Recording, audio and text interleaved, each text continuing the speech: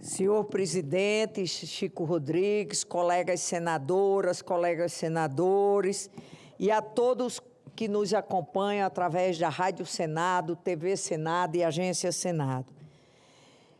O Brasil está sediando esse ano a COP30, a Conferência Nacional das Nações Unidas sobre Mudanças Climáticas de 2025.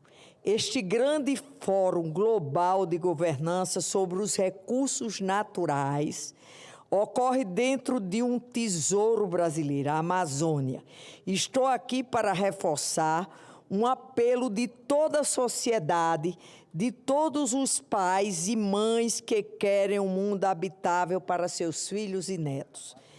Estou me referindo à preservação das florestas, ao uso sustentável dos minerais, à produção industrial e agrícola que respeita o uso correto do solo e da água. Eu me refiro a cidades com saneamento básico e água tratada. E digo isso porque cabe ao Congresso Nacional e a este Parlamento brasileiro, senhoras e senhores, fazer o seu dever de casa se quiser realmente ajudar o Brasil a se tornar uma referência de transição verde e sustentável para uma economia de baixo carbono. Um de muitos caminhos para isso é a aprovação de um projeto de lei de minha autoria, determinando que as empresas mineradoras obrigatoriamente façam e apresentem ao governo, antes de começar a explorar jazidas, um plano de prevenção de desastres ambientais. O Senado já aprovou esse projeto em 2024, mas o projeto continua na Câmara dos Deputados, passando por comissões e aguardando essa aprovação.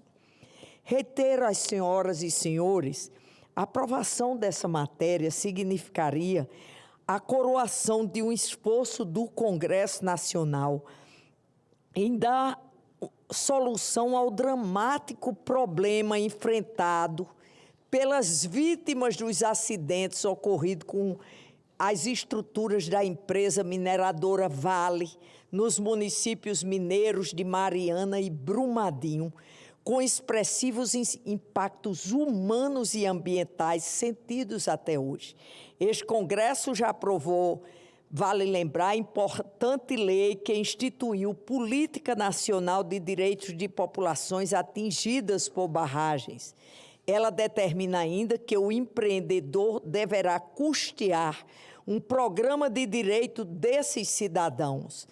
É o mínimo que empresas que retiram tantas riquezas do nosso país podem fazer por nossa sociedade.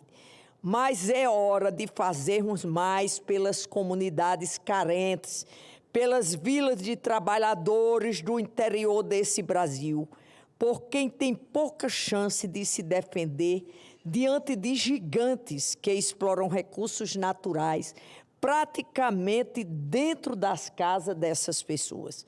Uma das maiores mineradoras do mundo, a mega companhia Vale, anunciou lucro líquido de 14,6 bilhões no terceiro trimestre desse ano, diante de receita líquida de 56,7 bilhões. O lucro é sequencial. Num trimestre de 2023, por exemplo, o lucro da empresa foi de quase 3 bilhões de dólares, com distribuição expressiva de dividendos para os acionistas. Mas sabemos que a Vale ainda não cumpriu suas obrigações com as vítimas dos desastres de Mariana e Brumadinho. Quase 7 anos depois do rompimento da barragem da mina do Córrego, no Feijão em Brumadinho, segue a espera angustiada das 272 vítimas mortas. Bombeiros este ano, vejam vocês, localizaram restos humanos sobre a lama de resíduo de mineração. E não houve punição verdadeiramente rigorosa aos responsáveis pela empresa. Os acordos de indenização são frequentemente questionados e recorridos. As investigações concluíram que os procedimentos da Vale, feitos sem o cuidado técnico adequado, foram responsáveis pelo rompimento da estrutura em 25 de janeiro de 2019. E mais, a mineradora tinha conhecimento dos problemas de estabilidade da barragem e seguiu operando. Isso é o que foi apurado. O Ministério Público Federal ofereceu denúncia contra 16 pessoas por homicídio qualificado, além de crimes contra a fauna, crimes contra a flora e crime de poluição. Mas até o momento, mesmo que acordos entre as partes venham a dar uma solução judicial ao impasse, o caso segue sem um verdadeiro sentimento de justiça, o que representa um sofrimento adicional para as famílias e para a região como um todo. Por quanto tempo vamos conviver com esse tipo de risco? O cenário que eu descrevo dá uma amostra do enorme potencial danoso da atividade mineradora em nosso país, tanto para as populações que vivem próximas a esses empreendimentos, como para a natureza. O meu projeto pretende evitar a repetição e a impunidade das 272 mortes e da destruição da natureza ocorrida na tragédia de Brumadinho, decorrente do rompimento considerado evitável de uma barragem comprometida da mineradora Vale. Desse modo, proponho que o plano de aproveitamento econômico das jazidas terá agora de conter um projeto de gerenciamento de riscos de acidentes.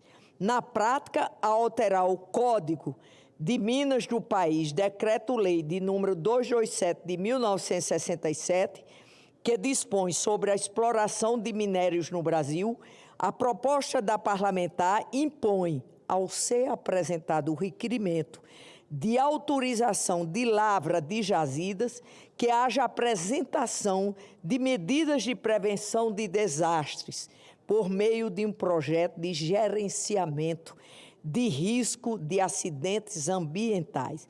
Isso aqui, presidente, é impedir mortes evitáveis de inocentes que são soterrados e não tem um olhar diferenciado de quem ganha bilhões de reais. O plano de aproveitamento é apresentado pelo minerador a órgãos públicos, junto a outros documentos, para requerer a concessão da lavra. No âmbito federal, o tema passa pela alçada da Agência Nacional de Mineração. E vejo o encadeamento de fatos mais infeliz. Há 8 anos, o rompimento da barragem do Fundão, em Mariana, matou 19 pessoas e devastou o Rio Doce, com efeitos terríveis para a biodiversidade, que se estende até o litoral capixaba. 5 anos depois, a Vale anunciava suspensão de atividades mineradoras de 2 barragens, uma em Ouro Preto e outra em Barão de Cocais, ambas em Minas Gerais. Nas duas se registrou o nível 3 de emergência, quando a ruptura pode acontecer a qualquer momento ou já está em andamento. Meu projeto de lei coloca o Congresso Nacional a favor da população que vive à beira de barragens, sejam elas de pequeno, médio ou grande porte. Apelo à sensibilidade dos deputados e das deputadas federais para o objetivo de assegurar os direitos das populações atingidas ou vizinhas de barragem. E me coloco em defesa de um Brasil que preserve suas riquezas naturais, juntamente com a proteção da vida humana. Precisamos promover práticas socialmente sustentáveis em empreendimentos com barragem ou que explore outros recursos naturais fora os minérios. Além da aprovação, que é fundamental, devemos ambientais para evitar a ocorrência de desastres e estimular atividades econômicas sustentáveis, preparando o nosso país para uma economia moderna, verde, limpa, segura, que sirva de modelo de transição, um modelo de civilização que seja de construção e soma, e não de destruição da nossa casa comum e de massacre dos povos originários a cada território. Muito obrigada, senhor presidente. Parabéns.